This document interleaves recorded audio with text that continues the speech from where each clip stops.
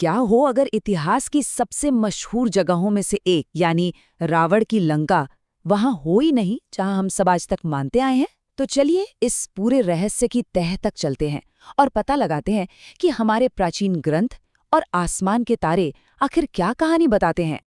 देखिए, एक तरफ तो वो बात है जो हम सब मानते आए हैं कि लंका का मतलब है आज का श्रीलंका, लेकिन दूसरी तरफ हमारे प्राचीन खगोलीय ग्रंथ वो एक बिल्कुल अलग ही कहानी बताते हैं।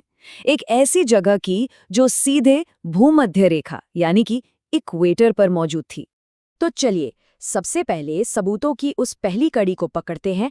ये सुराग हमें किसी कहानी की किताब में नहीं मिलेंगे, बल्कि भारत के सबसे पुराने एस्ट्रोनॉमिकल साइंस के ग्रंथों में छिपे हैं, और ये हमें एक बिल्कुल अलग ही दिशा में ले जाने वाले हैं।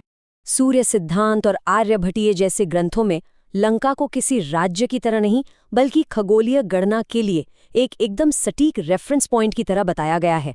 इसके लिए संस्कृत का एक शब्द इस्तेमाल हुआ है, निरक्ष। इसका मतलब है बिना अक्षांश वाला। मतलब एकदम सीधी सादी भाषा में कहें तो 0 डिग्री लैटिट्यूड यानी कि इक्वेटर। अब ये समझना बड़ा मजेदार है कि प्राचीन भारतीय खगोलविदों ने दुनिया को मापा कैसे। सोचिए, उन्होंने एक प्राइम मेरिडियन तय की जो भारत के भौगोलिक केंद्र यानी उज्जैन से शुरू होती थी। और हाँ, ये कोई टेढ़ी मेढ़ी लाइन नहीं थी, बिल्कुल नहीं। ये उज्जैन से सीधी दक्षिण की तरफ खींची गई एक काल्पनिक रेखा थी जो सीधी भूमध्य रेखा तक जाती थी। और बस यहीं पर इस पहेली का एक बहुत जरूरी टुकड़ा सामने आता है। वो पॉइंट जहां ये लाइन इक्वेटर को छूती थी, उसी को ग्रंथों में लंका कहा गया, 0 डिग्री अक्षांश पर। तो मजे की बात यह है कि अगर इस लाइन को आज के नक्शे पर खींचें तो ये लाइन आज के श्रीलंका के पास से भी नहीं गुजरती, बल्कि उसके पश्चिम से मीलों दूर से निकल जाती है। मतलब कोऑर्डिनेट्स तो मैच ही नहीं हो रहे।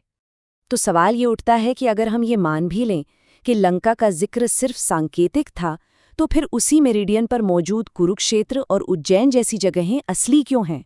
वो जगहें तो आज भी हैं और हम उन्हें पहचानते भी हैं। तो ठीक है, एस्ट्रोनॉमी की बात तो हो गई। अब जरा खुद महाकाव्य की तरफ चलते हैं, यानी वाल्मीकि रामायण की तरफ, और देखते हैं कि उसमें क्या भौगोलिक सुराग छिपे हैं। जब सुग्रीव अपनी वानर सेना को सीता जी को खोजने के लिए भेजते हैं ना, तो वो दक्षिण जाने वाली टुकड़ी को बड़े साफ साफ निर्देश देते हैं। वो कहते हैं कि पश्चिमी घाट के साथ साथ जाओ, मलय पर्वत को पार करो और फिर एकदम दक्षिणी सिरे पर महेंद्र पर्वत से समंदर में करीब 100 योजन की यात्रा करो। ये एक बहुत लंबी दूर की यात्रा का इशारा है। और सबसे जरूरी बात, रामायण में लंका की दिशा बताने के लिए एक बहुत खास शब्द का इस्तेमाल हुआ है, नैऋत्य, और इसका सीधा सीधा मतलब होता है दक्षिण पश्चिम। और यहीं पर आकर मामला एकदम उलझ जाता है। रामायण कह रही है दक्षिण पश्चिम, और आज का श्रीलंका भारत से है दक्षिण पूर्व में। ये कोई छोटी मोटी भूल नहीं है, ये तो दिशा का सीधा सीधा टकराव है। अब आते हैं सबूतों के उस हिस्से पर जो शायद इस पूरी गुत्थी को एक खास वक्त से जोड़ सकता है। और ये सुराग एक बार फिर हमें जमीन पर नहीं, आसमान में मिलता है। रामायण में ये जिक्र आता है कि अगस्त्य तारा, जिसे हम कैनोपस भी कहते हैं, उस वक्त एक दक्षिणी ध्रुव तारे जैसा काम कर रहा था, और वो भी सिर्फ भारत के बिल्कुल दक्षिणी कोने से ही दिखाई देता था। ये एक बहुत ही सटीक एस्ट्रोनॉमिकल ऑब्जर्वेशन है। तो सवाल ये है कि आखिर ये कौन सा दौर था जब अगस्त्य तारा ठीक इसी पोजीशन में था? जवाब वाकई चौंकाने वाला है, लगभग 14,000 साल पहले। जी हाँ, एस्ट्रोनॉमिकल कैलकुलेशंस हमें बताते हैं कि ये अनोखी खगोलीय घटना करीब 12,209 ईसा पूर्व में हुई थी। अब ये तारीख रामायण की घटनाओं को हमारी सोच से भी बहुत ज्यादा पुराना बना देती है।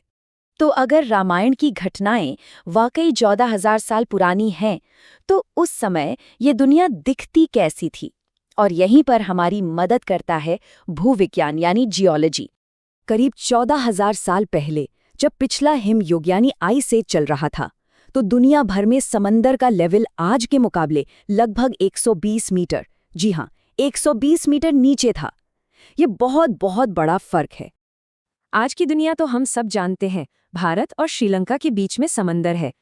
लेकिन सोचिए, 14,000 साल पहले जब समंदर का पानी इतना नीचे था, तब भारत और श्रीलंका के बीच कोई समंदर था ही नहीं। वो एक ही जमीन का हिस्सा थे। और ये जमीन आज के किनारों से भी कहीं आगे दक्षिण में भूमध्य रेखा के करीब तक फैली हुई थी। अब चलते हैं सबूतों की आखिरी कड़ी की तरफ, जो हमें मिलती है बाद के ऐतिहासिक रिकॉर्ड से। सवाल ये है कि क्या बाद के लेखकों ने भी लंका और श्रीलंका को एक ही माना था? बिल्कुल नहीं। 9वीं सदी के एक लेखक हुए मुरारी, वो साफ साफ लिखते हैं कि लंका छोड़ने के बाद राम सिंघल द्वीप के ऊपर से उड़े। मतलब पहले लंका छोड़ी और फिर सिंघल द्वीप यानी आज के श्रीलंका के ऊपर से गुजरे। ये तो सीधे सीधे दो अलग अलग जगहों का जिक्र है। और तो और श्रीलंका नाम भी कोई बहुत पुराना नहीं है, ये तो 1972 में जाकर रखा गया। इससे पहले सदियों तक इस द्वीप को कभी सिंघल द्वीप, कभी सीलोन, तो कभी टैप्रोबेन जैसे अलग अलग नामों से जाना गया। तो पहचान हमेशा से एक जैसी नहीं थी। तो अब जरा पूरी तस्वीर को एक साथ जोड़कर देखते हैं। एक तरफ है हमारे प्राचीन ग्रंथ जो लंका को भूमध्य रेखा पर बता रहे हैं, दक्षिण पश्चिम दिशा में एक खास मेरिडियन पर, और दूसरी तरफ है आज का आधुनिक श्रीलंका जो इनमें से किसी भी कसौटी पर खरा नहीं उतरता। दिशा अलग, लोकेशन अलग। तो ये सारी बातें हमें एक बहुत बड़े सवाल के सामने लाकर खड़ा कर देती है। अगर रावण की लंका सच में एक ऐसी जमीन थी जो अब डूब चुकी है, तो सोचिए इतिहास के और कितने ऐसे ही अध्याय हैं जो समंदर की गहराइयों में कहीं खो गए हैं और जिनकी हमें कोई खबर तक नहीं।